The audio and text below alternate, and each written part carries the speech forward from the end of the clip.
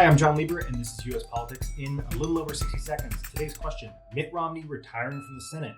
Will he be missed? Utah Senator Mitt Romney and former Republican presidential candidate announced this week that he won't be running for re-election in the Senate to represent Utah in the next election cycle. Some people are speculating that this was because he might lose a primary challenge. Romney remains pretty popular in his home state, but he does represent a dying breed of Republican, which is kind of a Reagan's Republican. He's firmly from the pro-business country club wing of the party that has really been demolished by President Trump over the last several years as more populist Republicans who have a stronger appeal to white working class voters have really taken over the party and trying to reshape it in President Trump's image.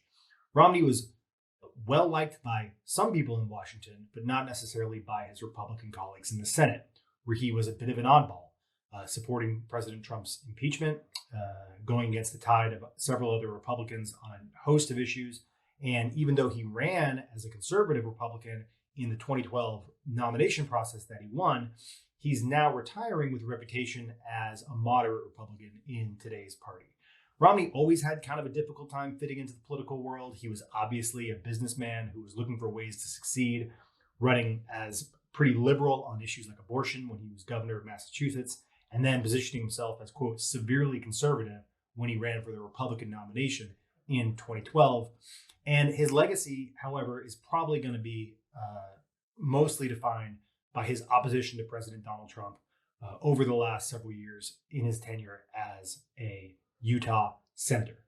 He'll probably be replaced by somebody further to the right of him, and the Senate itself is set to go through a generational transition as more of the old era Republicans start to retire and a new crop comes up that's going to move the party in this much more populist direction. Thanks for watching. This has been U.S. Politics in a little over 60 seconds.